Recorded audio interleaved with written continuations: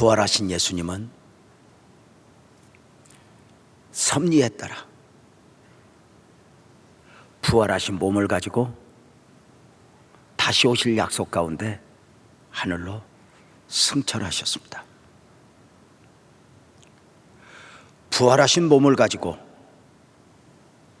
하늘로 승천하실 때 우리 예수님은 우리에게 세 가지 선물을 남기셨다 했습니다. 보혜사 성령, 기록된 말씀, 주님의 몸된 교회입니다. 기독교 신앙에 있어 보혜사 성령, 기록된 말씀, 주님의 몸된 교회는 절대 가치입니다. 세상에 속한 사람들에게가 아닙니다. 복음적 그리스도인들에게 있어 이 세 가지, 보혜사 성령, 기록된 말씀, 주님의 몸된 교회는 절대 가치라. 있어도 되고 없어도 되는 것이 아니라 꼭 있어야 하고 꼭 품어야 하는 절대 원리인 것입니다. 창립 32주년을 맞았던 지난 주일에는 교리적으로, 신학적으로 교회의 속성에 대하여 설교를 했고, 오늘은 지난 주일 하지 못했던 교회의 표지, 참된 교회의 표지에 대하여 묵상하며 설교하고자 합니다. 표지라는 말은 다른 사물과 구별하여 알 수 있도록 한 표시나 특징입니다. 교회만의 특징, 교회만의 모습입니다. 우리는 대한민국 국민으로 살고 있습니다. 대한민국 국민이, 우리는 대한민국에 많은 표지를 가지고 있습니다. 태극기, 애국가, 또는 무궁화라고 하는 국화, 또는 그 외의 것들도 있을 수 있죠. 외국에 나가서 태극기를 보면 눈물이 납니다. 왜요? 대한민국 국민이니까. 애국가를 들으면 정말 이 애국심이 솟아납니다. 왜요? 대한민국 국민이니까. 태극기를 보면서도 무엇이지 모른다면 대한민국 국민이 아닙니다. 참된 교회의 표지는 다른 종교나 이단들로부터 구별된 본질적으로 가지는 특징입니다. 교회가 하나로 있을 때는 교회의 표지에 대한 필요성을 느끼지 않았지만, 종교개혁 이후에 많은 이단들이 일어나고 또 교회들이 부흥의 은혜를 입는 가운데 종종 기준이 없어 그 선을 넘는 가운데 교회는 교회이지만 문제 있는 교회들이 일어나는 가운데, 아하, 참된 교회를 인식하는 표지가 있어야 하겠다 해서 신학자들이 교리적으로 교회의 표지를 정한 것입니다. 기독교에는 하나님이 주신 선물 세 가지가 있다, 이렇게 말씀을 드립니다. 사도신경, 십계명, 주기도문입니다. 사도신경은 무엇을 믿을 것인가 에 대한 고백입니다. 창조주 하나님을 믿고 예수 그리스도를 믿고 보혜사 성령을 믿고 교회와 교제를 믿고 다시 오실 것을 믿는다. 무엇을 믿을 것인가? 십계명은 복음을 영접한 하나님을 믿고 아는 사람으로서 무엇을 행할 것인가 입니다. 무엇을 행할 것인가? 어떻게 삶의 기준을 가지고 살아갈 것인가? 세 번째 주기도문은 무엇을 구할 것인가를 우리에게 알려줍니다. 기도에서만이 아닙니다. 복음적 그리스도인으로서 무엇을 구할 것인가?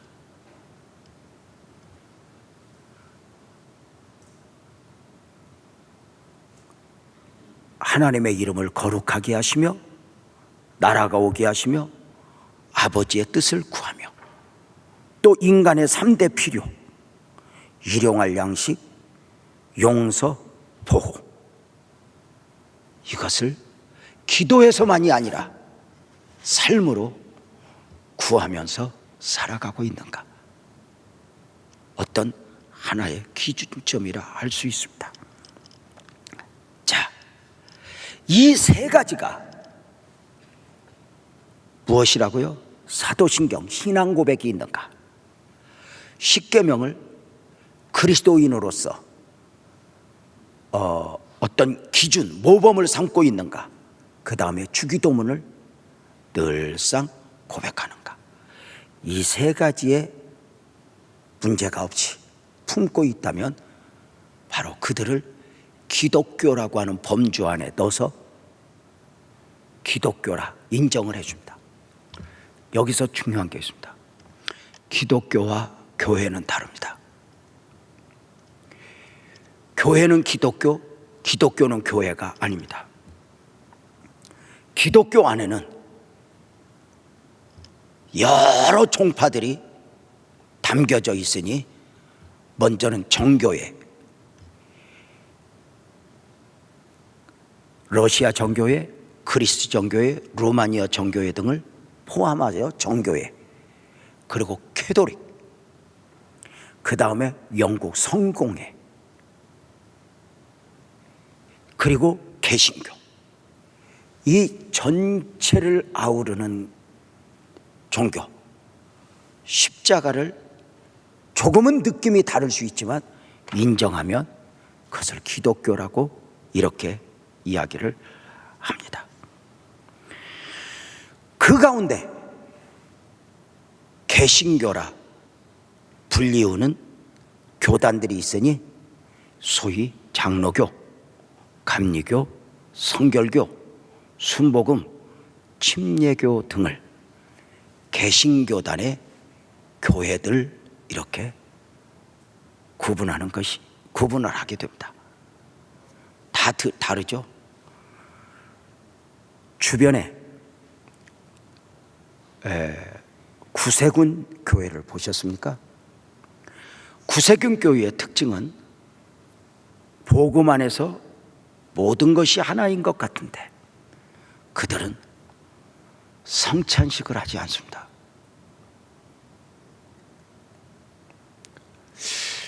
그래서 약간은 깊이 들어가면 교회와는 조금은 구분이 되는, 문제 있다고는 말을 할 수 없습니다. 왜냐하면 매주 성찬식을 하는 어떤 종교와 더불어 그들을 인정하지 않는 것처럼.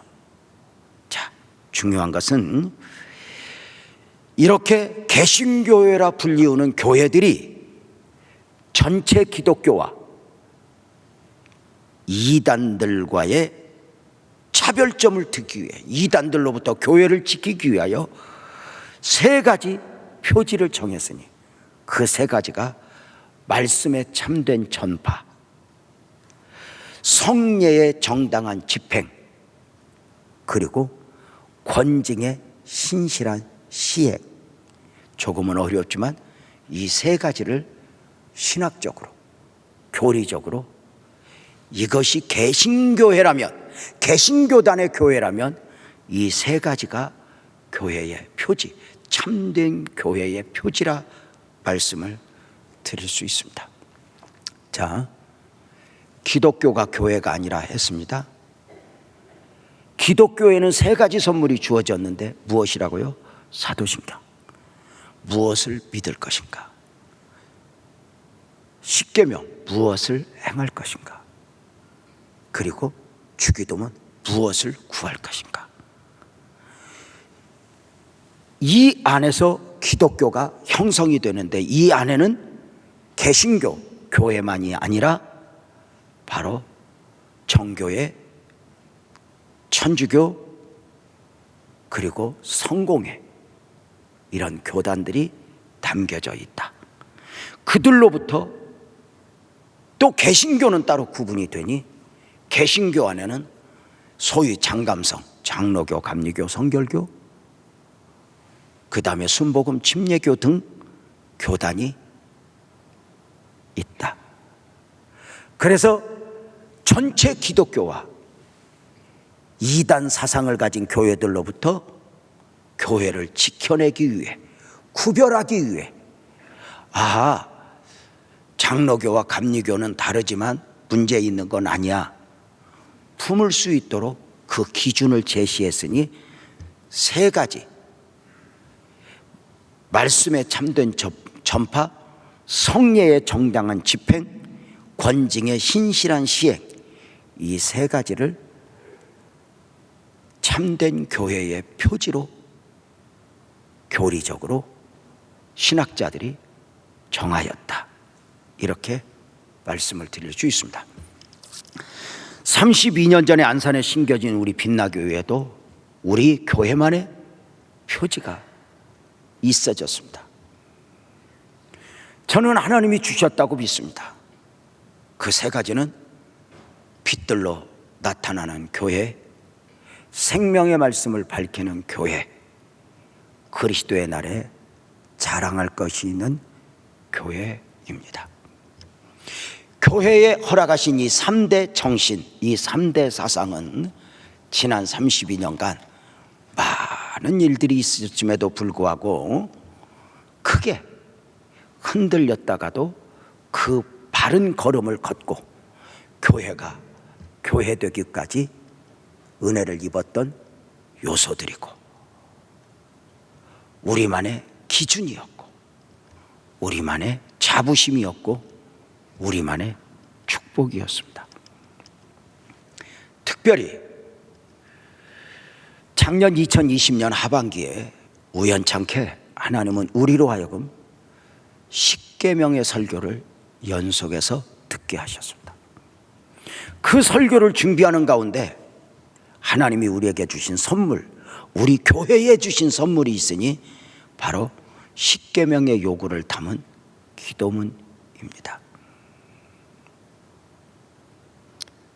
당시에 저 혼자 설교 준비를 하면서 이 십계명은 기도를 요구하는 거구나, 내가 지켜 감당할 수 있는 것이 아니구나 해서 계명에 따라 기도문을 설교를 준비하는 과정 속에서 만들었는데 너무 좋아서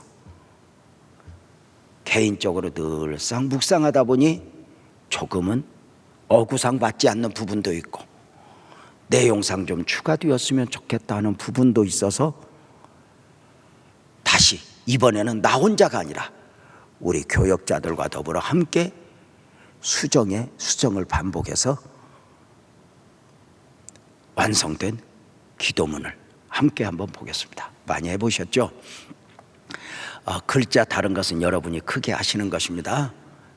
제가 선포하면 여러분들이 답을 하시는 것입니다. 자, 십계명의 요구를 담은 기도 제1계명, 너는 나 외에는 다른 신들을 내게 두지 말라.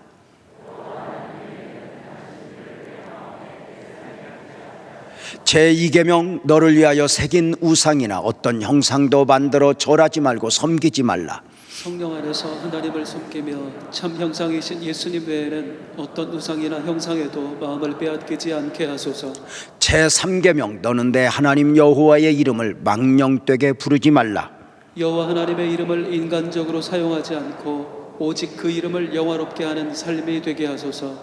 제4계명, 안식일을 기억하여 거룩하게 지키라. 정한 날, 정한 시간, 정한 자리를 귀하게 여기는 참 예배자의 삶을 살게 하소서. 제5계명 내 부모를 공경하라. 하나님 세우신 부모와 자식의 관계 안에서 영적 권위와 질서를 삶으로 익혀 복을 담아내게 하소서. 제6계명 살인하지 말라. 나와 이웃 생명의 존귀함을 알게 하사 육적 생명과 영혼 생명을 해하는 일이 없게 하소서. 제7계명 간음하지 말라. 나의 가정과 이웃의 가정을 지켜주시고 사람의 기본 욕구를 다스리며 절제의 삶을 살게 하소서. 제8계명 도둑질하지 말라. 평생토록 물질에 깨끗하게 하시고 영적 부유자로서 바른 삶을 살게 하소서. 제9계명 내 이웃에 대하여 거짓 증거하지 말라. 거짓을 말하는 헛된 인생이 아니라 진리 안에서 정직한 삶을 살게 하소서. 제10계명 내 이웃의 집을 탐내지 말라. 평생토록 믿음 안에서 자족하게 하시고 탐욕과 빼앗기지 않게 하소서. 아멘. 10계명의 요구를 담은 이 기도문이 우리 교회에 또 하나의 축복 표지가 되었으면 좋겠다 하는 마음입니다. 10계명의 요구를 담은 기도문을 가족들이 함께, 그리고 또 예배할 때 부부가 손잡고 날마다 읽어 암송할 수 있다면, 어쩌면 이 10계명의 요구를 담은 기도문이 우리 모두를 축복이요, 또 가정을, 또 우리 신앙을 지켜주는 하나의 중요한 요소가 될 수 있겠다는 생각을 하게 되었습니다. 그래서 안산 빛나교의 성도요 하면 진짜 그럼 내가 몇 년 다녔는데 나 당신 본 적 없는데, 그러면 10계명의 요구를 담은 기도문 한번 외워봐. 이것을 외울 수 있으면 10계명 안산 빛나교의 성도로 인정해주는 이 표지. 사람이 신앙생활하면서요 어떤 그 기준선을 가지고 삶을 살아내고 신앙생활할 수 있다는 건 복이죠. 유명한 이야기가 있죠. 유대인은 안식일을 지켰고 안식일은 유대인을 지켰다고. 불편하기는 하지만 전쟁 중에라도 지켜야 한다고 하는 이 안식일 사상이 유대인을 지켰다고 말입니다. 우리가 이런들 어떠하리 저런들 어떠하리가 아니라 모든 상황 속에서 나는 누구여야 하는가 신앙의 기준을 가지고 있다면 좀 불편하고 힘들지만 나중에 축복이 되지 않을까. 그래서 언젠가 생각은 10계명과 더불어 그 10계명 요구를 담은 기도문을 한번 암송대회를 언제 오후에 한번 했으면 좋겠다. 가족별로, 개인적으로, 또 부부가 나와서 이렇게 암송을 할 수 있겠다. 암송할 수 있지 않을까? 언제? 그래서 좀 우리끼리 정하는 거죠. 앞으로 예배드리러 올 때 에스컬레이터 앞에서 암송해봐. 그래가지고 안 되면 2층으로 올라가. 2층 미안해요. 예를 들어서 예배 마치고 가실 때 10계명의 요구를 담은 기도문 암송해봐 해서 안 되면 1시간 더 기도. 이렇게 할 때 나중에 이상해 장로님 돌아가실 때 입관하기 전에 장로님 암송해봐. 암송 못하면 당분간 더 살아. 청두가 안 돼. 이렇게. 이런, 이것이 뭐 옳으냐? 꼭 이렇게 아니.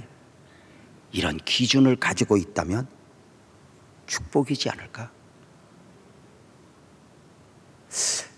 지방을 여행하면서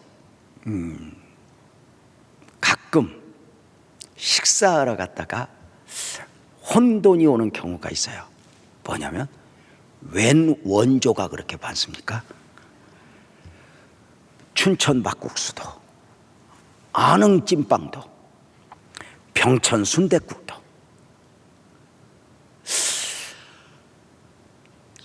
아니 몇 집이 있는데 이 집이 원조일까 저 집이 원조일까, 하여튼 간판은 다 원조야. 근데 사람 입맛이 참 신기해요. 아무리 맛있게 먹었어도 나중에 이 집이 원조가 아니라는 사실이 확인되면 좀 찝찝한데,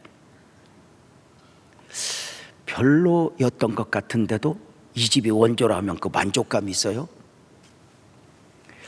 원조를 어떻게 구분할까?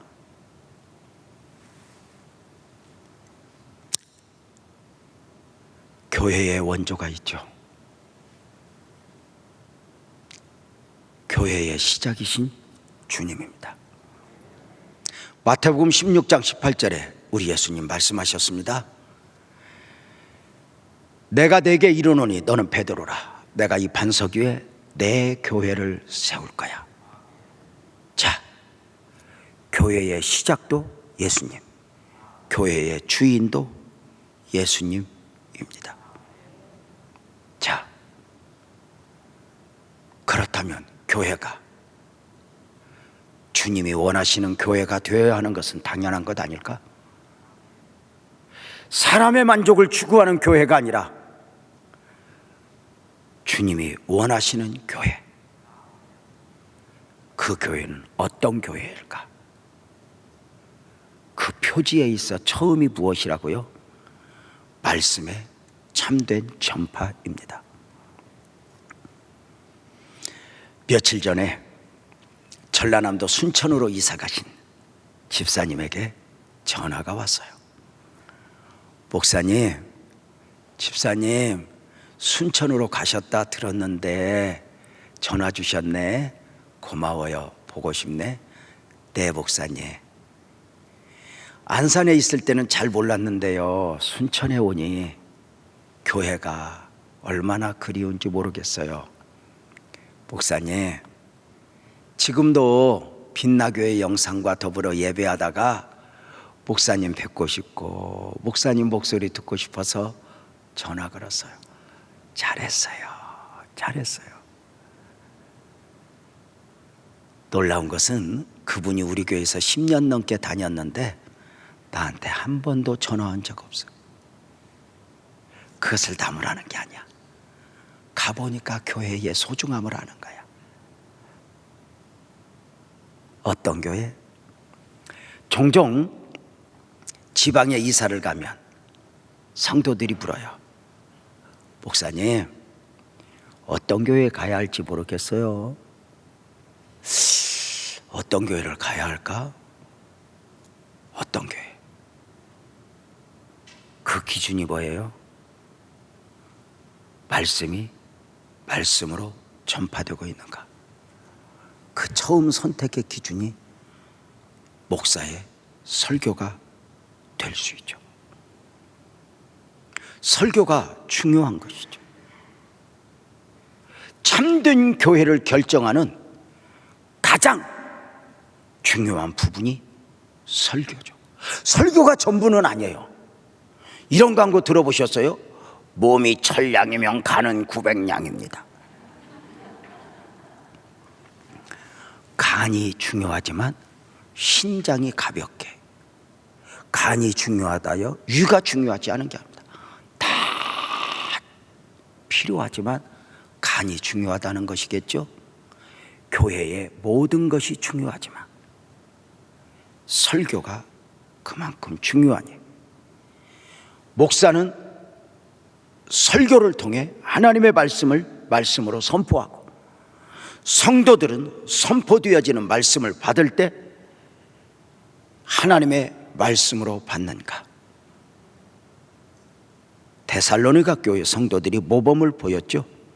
저들은 어떻게 말씀을 받았을까? 데살로니가전서 2장 13절에 보면 이렇게 말해요. 너희가 우리에게 들은 바 하나님의 말씀을 받을 때에, 설교를 들을 때에 사람의 말로 받지 않냐고 하나님의 말씀으로 받았구나 입니다. 자, 여기서 아주 중요한 기준이 있어요.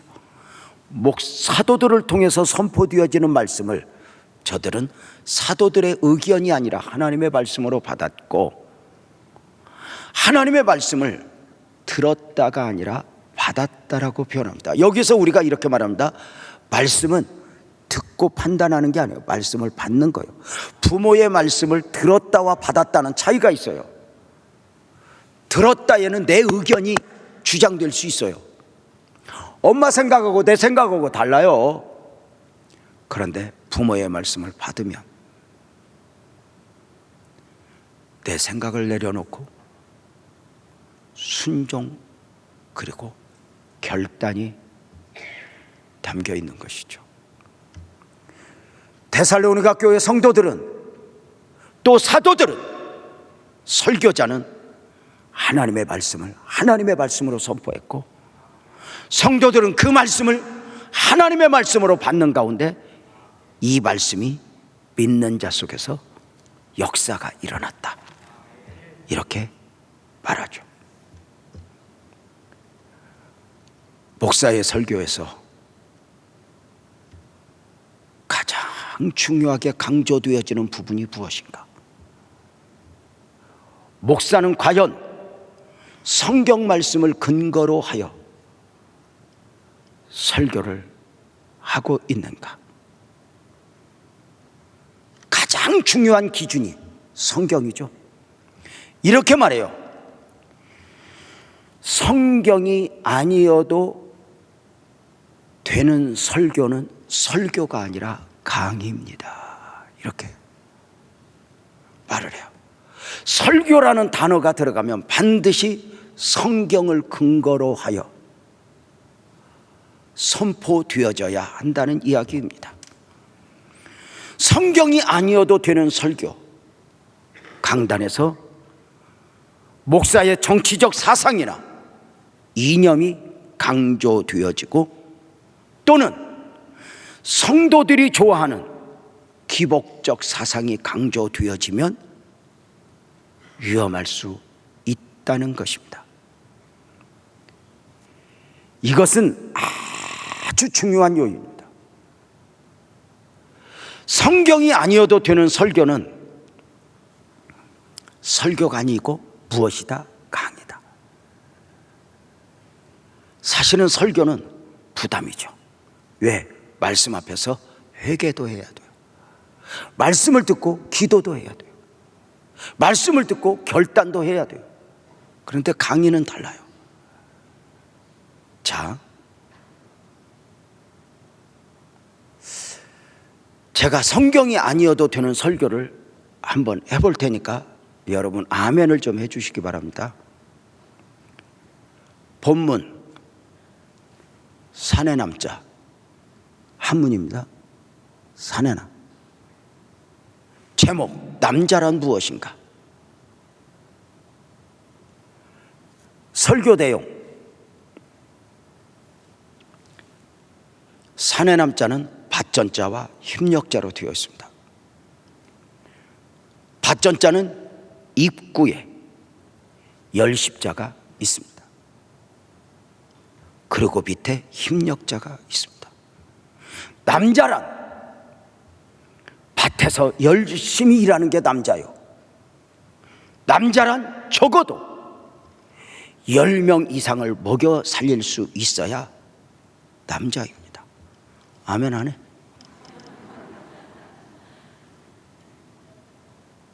이것이 성경 말씀이 덧입혀진 가운데 강조되어질 수 있습니다. 자, 산의 남자가 설교를 위한 참고는 될 수 있지만 남자란 무엇인가를 강조하기 위하여 그 자체가 중심이 되면 위험하다는 것입니다. 오늘날의 인터넷 세상에서 부담 없이 들을 수 있을 만큼 유명한 설교들을 대부분 보면 어쩌면 설교가 아니고 강의입니다. 가정을 세우는 원리, 축복을 받는 원리. 여러분 어떠세요?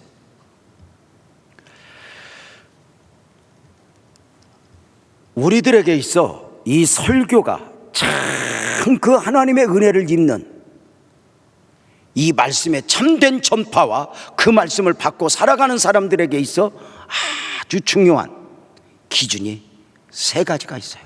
신학적으로 첫째, 바른 성경관을 가지고 있는가. 두 번째, 바른 교리관을 가지고 있는가. 세 번째, 바른 설교관을 가지고 있는가입니다. 조금 이따 다시 말씀을 드리겠지만 이 바른 설교관은 설교하는 목사도 중요하지만 설교를 받는 성도들의 태도도 마음도 중요함을 강조하고 있는 것입니다. 먼저 말씀에 참된 전파를 위해서 교회는 바른 성경관을 가지고 있어야 한다.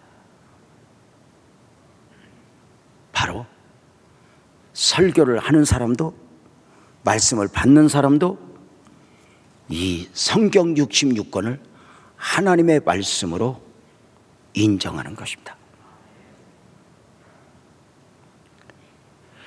이 성경은 단순한 종교의 경전이 아니라 하나님 말씀으로 선포되어지는 말씀을 받고 우리는 삶을 살아간다. 왜 이 성경이 하나님의 말씀인가? 디모데후서 3장 14절부터 읽어보면 오늘 본문으로 읽었죠. 한 목소리로 다시 한번 읽어봅시다. 크게 시작. 그러나 너는 배우고 확신한 일에 거하라. 너는 내가 누구에게서 배운 것을 알며 또 어려서부터 성경을 알았나니 성경은 능히 너로 하여금 그리스도 예수 안에 있는 믿음으로 말미암아 구원의 의뢰는 지혜가 있게 하느니라. 모든 성경은 하나님의 감동으로 든 것으로 교훈과 책망과 바르게 함과 의로 교육하기에 유익하니 이는 하나님의 사람으로 온전하게 하며 모든 선한 일을 행할 능력을 갖추게 하려 함이라 입니다.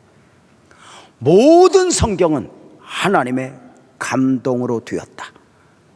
그리고 이 성경 속으로 깊이 들어가면 예수 그리스도를 믿는 믿음 안에서 구원에 이르는 지혜가 있게 한다. 이렇게 정리됩니다. 성경에 대해서. 자, 베드로 사도는 무엇이라 말했는가? 베드로후서 1장 20절부터 보면은 먼저 알 것은 성경의 모든 예언을 사사로이 풀지 마. 감정으로 세상적 지식을 가지고 말하지 마. 말씀은 예언은 언제든지 사람의 뜻으로 된 것이 아니야. 오직 성령의 감동하심을 받은 사람들이 하나님께 받아 말한 거야. 자, 이 성경이 사람의 생각을 가지고 쓴 것이 아니라 성령의 감동하심을 받은 사람들이 하나님께 받아 말한 것이 기록되어졌고 이것이 성경이라는 것입니다. 자, 시공간을 초월하신 그 하나님이 우리에게 말씀을 주셨다. 우리가 이 말씀으로 받으면서 참 이 말씀이 사람의 말이 아니라 하나님의 말씀이라고 하는 증거를 여러 가지로 논리적으로 말씀을 드릴 수 있는데 그 중에 하나가 창세기부터 요한계시록까지 쓰여질 때 성경이 약 1600년에 걸쳐서 쓰여집니다. 창세기를 기록했던 모세 오경이죠. 창세기, 출애굽기, 레위기, 민수기, 신명기, 모세 오경을 기록한 모세와 요한계시록을 기도한 요한 사도는 쉽게 말하면 나이가 1600살 차이가 난다 그 말입니다. 여러분, 놀라운 건 창세기와 계시록을 보면 세대 차이가 나지 않습니다. 옛날 이야기가 아닙니다. 오늘 우리에게 주신 하나님의 말씀입니다. 그죠? 또 하나, 모세 오경을 모세가, 그리고 요한계시록을 사도 요한이 기록했는데 저들이 기록했지만 저들의 책이 아닌 것은 하나님의 말씀인 증거가 있느냐? 성경의 저자는 모세부터 요한 사도까지 약 40여 명입니다. 그런데 놀라운 것은 모세 오경이 모세 이야기고 요한계시록이 요한의 이야기가 아니라 창세기부터 요한계시록까지 흐름이 하나입니다. 무엇을 말하는가? 사람이 아닙니다. 하나님의 말씀을 하나님의 말씀으로 받는가? 우리는 종종 우리 교회에서 이렇게 강조하는 바가 있어요. 우리는 성경을 믿는 사람들이 아니라 성경이 말하는 것을 믿는 사람입니다. 이렇게 말해요. 자, 성경이 무엇을 말하는가? 인류 역사를 크게 두 부분으로 나누면 세속사와 구속사로 구분을 합니다. 세속사는 세상의 역사, 구속사는 하나님의 역사입니다. 세속사는, 세상의 역사인 세속사는 아무리 포장을 잘해도 결국 전쟁사입니다. 누군가를 이기고 누군가를 짓밟기 위해서 과학도 사상도 발전을 해옵니다. 구속사는 전쟁사가 아닙니다. 바로 구원 역사입니다. 성경에서 말하는 것 무엇이다고요? 구속사, 하나님의 구원 역사. 그래서 요한복음 5장 39절은 우리 예수님이 이렇게 말씀하셨죠. 너희가 성경에서 영생을 얻는 줄 생각하고 성경을 연구하는구나. 그런데 이 성경이 내게 대하여 기록한 책이다, 이거예요. 자, 성경이 말하는 게 무엇인가? 크게 두 가지를 말하면 영생 얻는 원리, 그리고 예수님의 하나님 되심입니다. 성경을 읽으면서, 설교를 들으면서 구원 얻는 원리를 깨닫지 못했다면, 예수님의 하나님 되심을 깨닫지 못했다면, 성경을 100번을 읽어도 1000번을 읽어도 성경은 읽었지만 성경이 말하는 것을 모르는 경우입니다.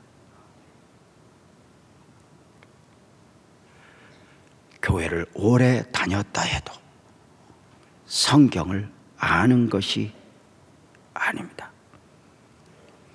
성경 안에서 구원 얻는 원리를 깨달았는가? 예수님이 하나님 되심을 알았는가? 순간 그때부터 성경은 더 이상 글이 아니라, 어떤 역사가 아니라, 어떤 내용이 아니라 이렇게 됩니다. 글이 아니라 길이 된다. 길이 된다. 천국 가는 길, 영생을 얻는 길, 죄와 사망의 문제를 해결받는 길, 바로 길이 된다. 이렇게 말씀을 드립니다. 그래서 바른 성경관을 가지고 있는가 중요하고, 교회가 두 번째로는 바른 교리관입니다. 교리가 성경은 아닙니다. 하나님이 주신 것은 아닙니다. 그러나 신학자들이 오랜 역사 가운데 하나님의 말씀을 사람이 이해하기 쉽게 정리한 것이 바로 교리입니다. 교리는 마치 집의 기둥과 같습니다. 그 기둥이 지붕을 받치고 집을 지켜냅니다. 건물을. 이 교리가 성경은 아니지만 이 교리관이 정상적으로 기둥으로 탁 박혀 있으면 이단들로부터 나를 지키고, 그리고 교회는 어떤 교회가 참된 교회인가를 분별할 수 있게 되는 것입니다. 대표적으로 초대교회 당시 예수님의 신성에 대한 교리를 세움으로 유대교와 기독교가 분리됩니다. 유대교는 예수님의 신성을 인정하지 않습니다. 그죠? 그래서 예수님의 신성, 예수님의 하나님 되심을 인정하면서 유대교에서 기독교가 분리되고, 또 하나 예수님의 인성을 교리적으로 정리하면서 당시 역사상 최고의 이단 영주주의 사상과 분류가 되는 것입니다. 자, 말씀드렸죠? 예수님에 대한 어떤 교리관을 가지고 있는가? 예수님이 하나님이시고 사람이다. 이걸 신학적 용어로 이렇게 표현합니다. 이성 일인격, 영어로 one person two nature. 한 사람 안에, 한 사람 예수님 안에 신성, 하나님 되심이 있고 인성, 사람 되심이 있다. 왜 예수님은 하나님이셔야 하는가? 죄가 없어야 하니까. 왜 예수님은 사람이셔야 하는가? 대속의 죽음을 죽으셔야 하니까. 이렇게 말하죠.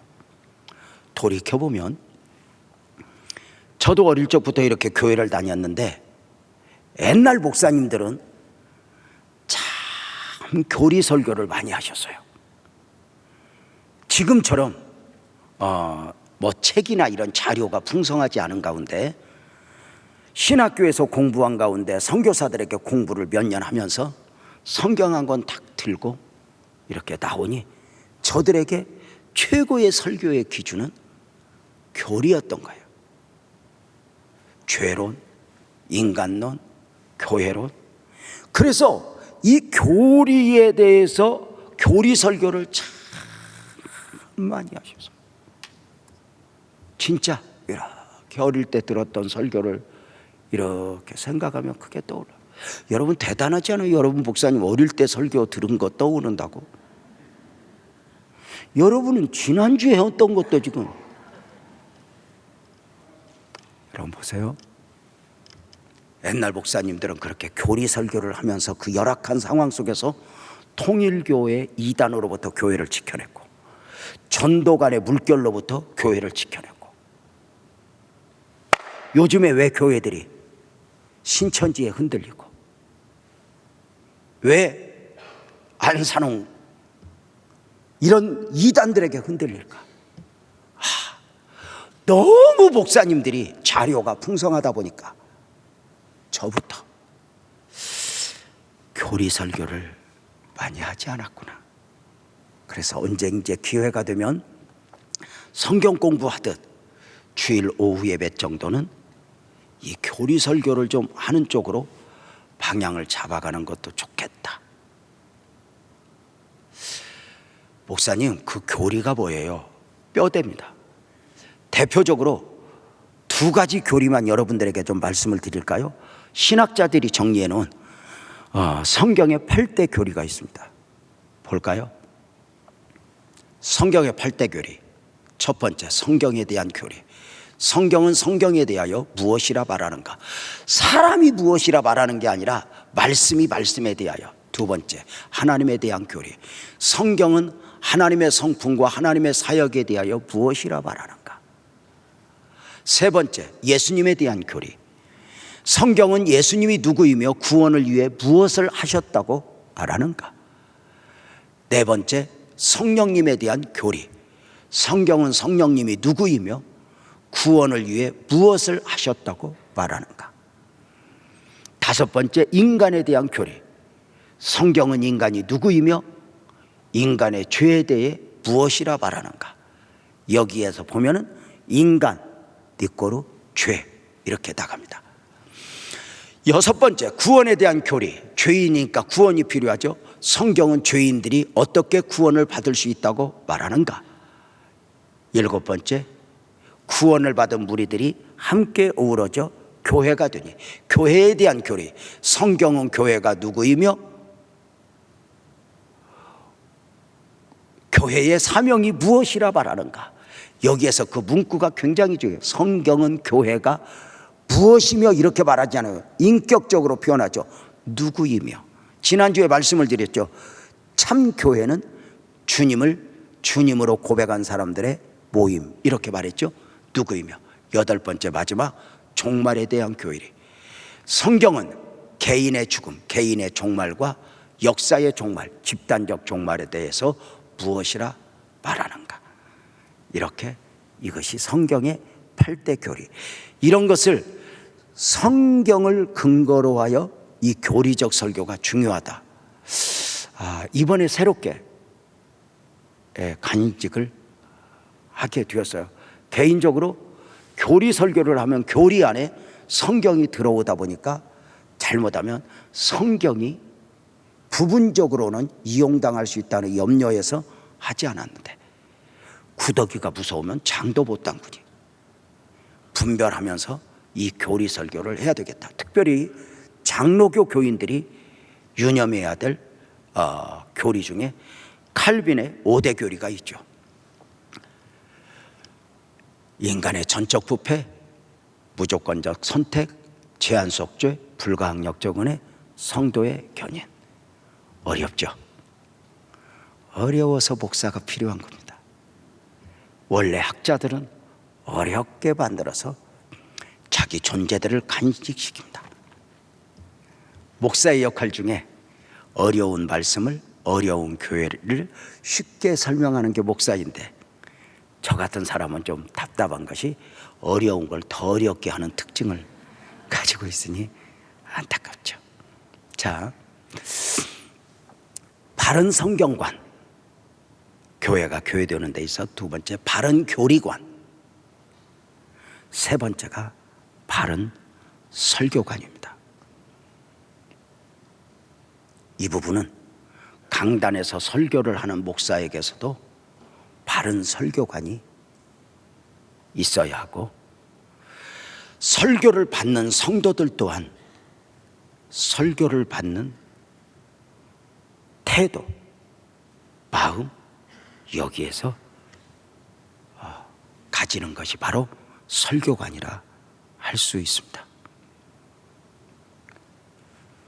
우리는 어느 순간 말씀을 먹고 산다 이렇게 표현할 정도로 그 말씀이 나를 살리기도 하고 죽이기도 합니다. 말씀은 단순한 정보나 사상이 아닙니다. 말씀이 능력이요. 오늘도 아까 예배를 바치고 한 성도님이 가면서 가까이 와서, 목사님, 오늘 말씀이 나를 살렸어요. 저는 무엇인지 모르겠어요. 분명한 건 그는 교회에 오실 때와 갈 때의 느낌이 달랐어요.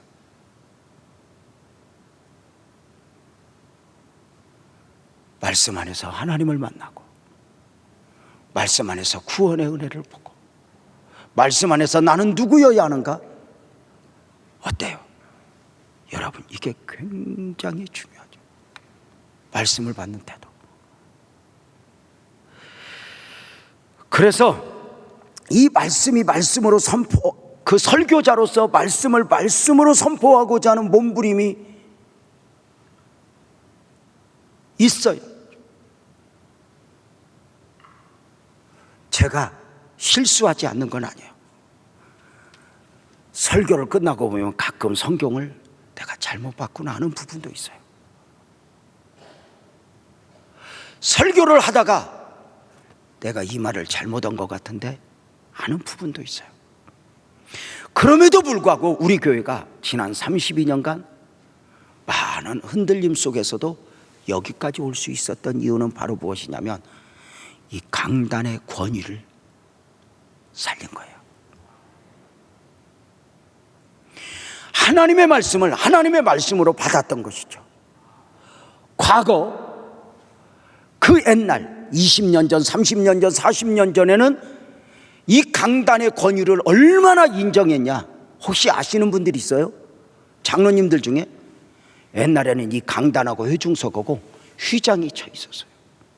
그래서 예배 때만 이렇게 열어놓고, 그래서 이 강대상을 청소하고 강단을 닦을 때도 남자들은 저 잠깐 기도하는 마음으로 올라오면 되지만 여자들은 죄가 많으니까 하와의 후손이기 때문에 저기 앉아서 한 3분 회개를 하고 이렇게 강단에 발을 디뎠던, 권위를 그만큼 인정했던 거죠.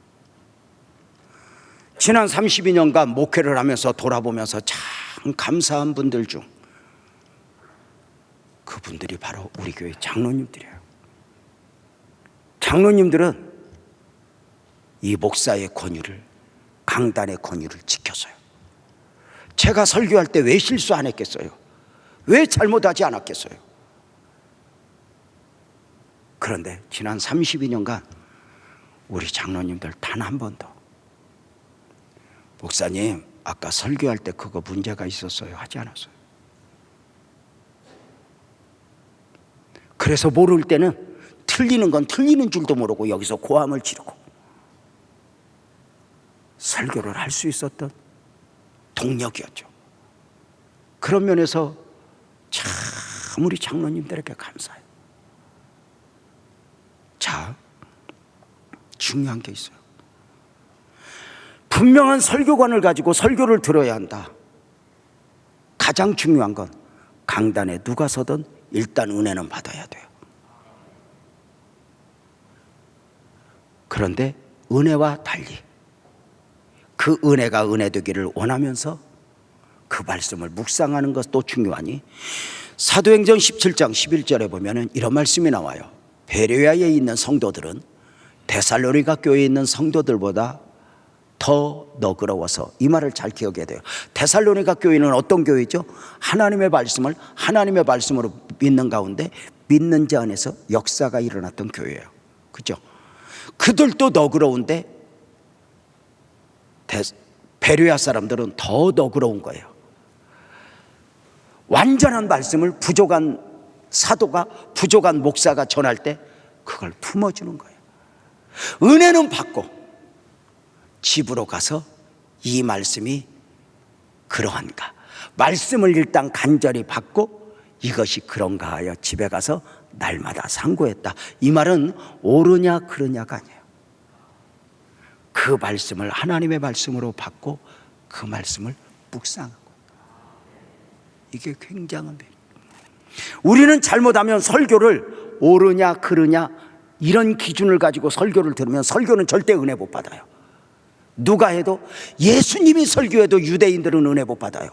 바울이 설교해도 핍박자들은 은혜를 못 받아요. 옳으냐 그르냐가 아니에요.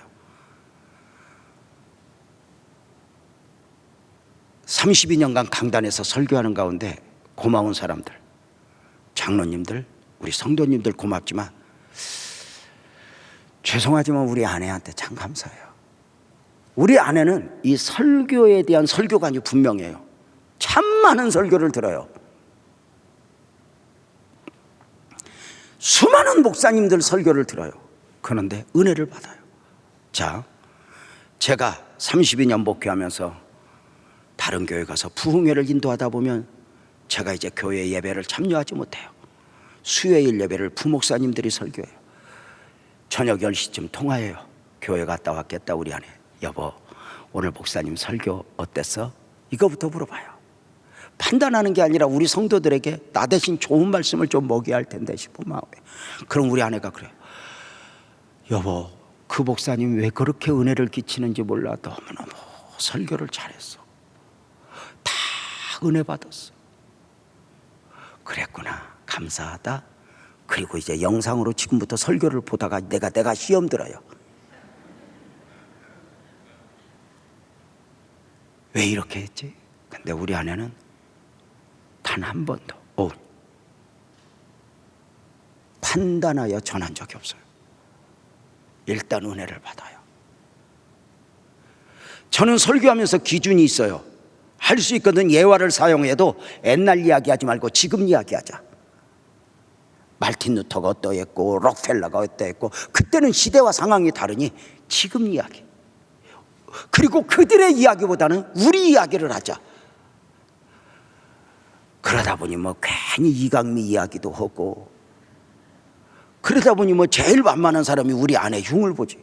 어떤 사람들은 물어요. 사모님 맞고 왜 그러냐고. 근데 내가 아내가 둘이면 좀 나눠서 할 텐데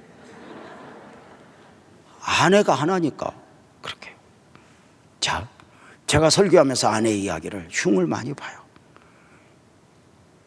어느 정도로 우리 교회 청년들이 이렇게 물을 정도로 우리 아내에게, 사모님, 목사님이 설교를 하시면서 종종 사모님을 씹는데 사모님은 왜 괜찮으십니까? 이렇게 물을 정도로. 제가 감사한 것 중에 하나가 이 강단에서 무엇이라 설교하고 무엇이라 흉을 받아 단 한 번도 집에 가면서 왜 당신은 그렇게 설교했어? 해본 적이 없어요. 아브라함이 이삭을 낳든 이삭이 아브라함을 낳든 냅둬. 그냥 은혜 받아요. 흉도 냅둬요. 그냥 강단은 강단. 언젠가 한번 설교 마치고 집에 가는데 가다가 이렇게 말하더라고요. 심각한 표정으로. 여보, 왜? 나도 설교 한번 시켜주면 안 돼? 안 돼. 설교를 하다 흉을 볼 수는 있지만 흉을 보기 위해서 설교를 하면 설교가 아니지.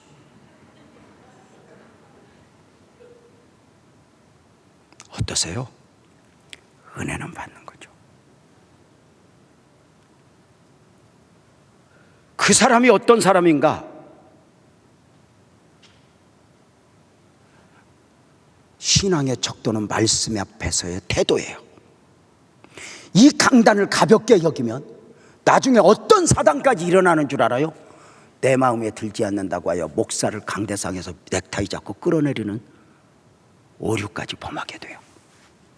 옳으냐 그르냐는 접근하면 예수님을 십자가에 못 박아 죽이기까지 해요.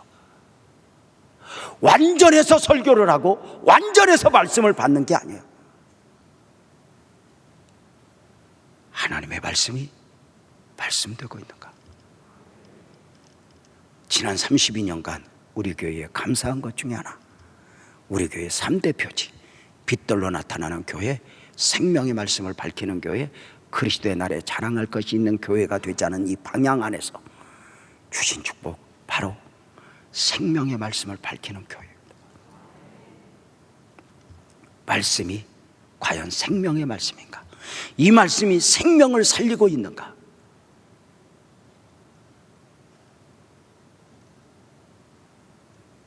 유재명 목사는 이 생명의 말씀에서 비틀거리고 있는 것은 아닌가? 수없이 많은 풍조들이, 사상들이 밀려왔지만 말씀을 지켜가며 32년간 외롭게 달려왔습니다. 역사 속에서 보세요. 말씀이 말씀되면 외로운 겁니다. 에레미야가 그랬고 이사야가 그랬고 바울이 그랬습니다.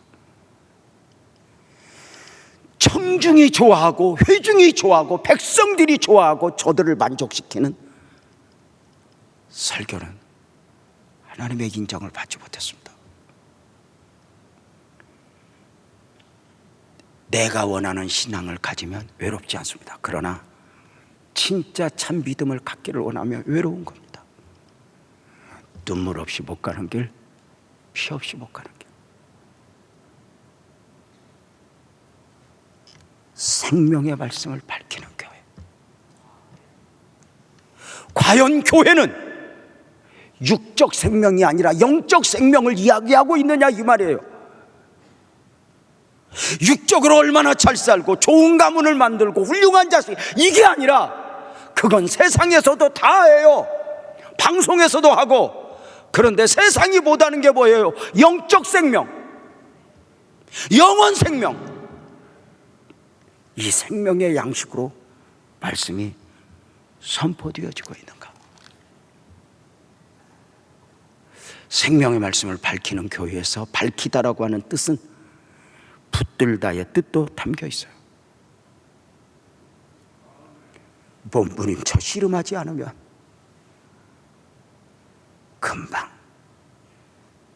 강단이 오염될 수 있고 말씀이 오염될 수 있는 것이죠.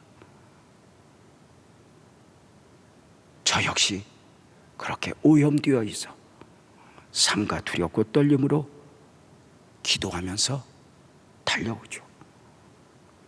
제가 무서워하는 말, 목사가 변했어, 교회가 변했어,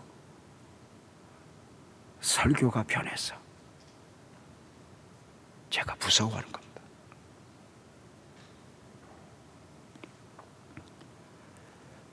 우리 교회는 어떤 교회였으면 좋겠습니까? 물론 여러 가지가 있지만 다른 것은 좀 부족해도 말씀이 말씀으로 선포되고 이 선포된 말씀을 하나님의 말씀으로 받는 가운데 진짜 하나님의 말씀은 믿음이 아니면 은혜가 아니면 받을 수 없죠. 믿지 않는데도, 은혜가 아닌데도 방송에서 목사님 설교를 듣고 들을 만하네. 그것은 강입니다. 참 설교는 충돌이 일어나는 겁니다. 그래서 예수님을 십자가에 못 박기도 하고 어찌할꼬 몸부림을 치기도 하는 것입니다. 32년간 하나님이 지켜주신 은혜도 고맙지만 주님 오시는 그날까지 그 은혜를 갈망하며 주님, 이런 교회가 되게 하소서 말씀해서 우리 그 소망을 담고 찬송하면서 오늘 설교도 바치고 예배 바치고자 합니다. 우리 모두 자리에서 일어나서 찬송합시다.